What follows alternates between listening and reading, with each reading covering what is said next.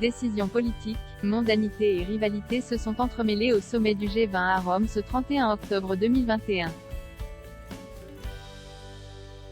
C'est le canard enchaîné qui nous offre le récit de l'après-présentation d'Emmanuel Macron. Devant ses proches, le président de la République se montre plus que ravi par sa prestation au sommet du G20, il n'oublie pas de s'autocongratuler d'une petite victoire face à Joe Biden, auprès duquel il est parvenu à faire réaliser toutes les démarches pour revenir vers nous et présenter ses excuses concernant l'affaire des sous-marins.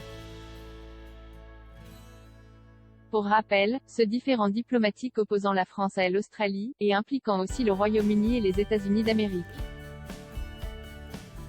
À l'origine de cette crise diplomatique effective depuis ce mois de septembre, l'annulation prononcée par le Premier ministre australien Scott Morrison, d'un contrat entre la France et l'Australie, qui impliquait une construction de 12 sous-marins.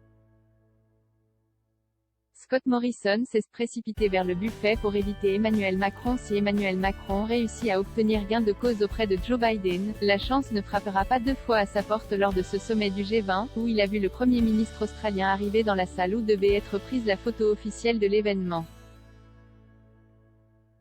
Emmanuel Macron discute seul avec le Premier ministre italien, mais perçoit tout de même le subterfuge dont use le Premier ministre australien pour ne pas lui adresser la parole. Il y avait trois choix possibles. Aller vers Draghi, aller vers moi ou aller vers le buffet. Eh bien Morrison, tellement il était embarrassé, a choisi de se précipiter au buffet, et a commencé à discuter avec les serveurs, révèle le président de la République dans des propos rapportés par le canard enchaîné. Les deux personnalités politiques entretiennent des rapports compliqués depuis le début de la crise des sous-marins.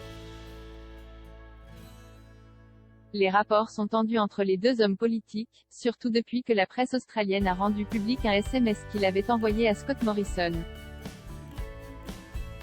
La publication de cet échange privé avait suscité la colère au sein de l'Élysée, qui avait qualifié cette divulgation de méthode assez inélégante.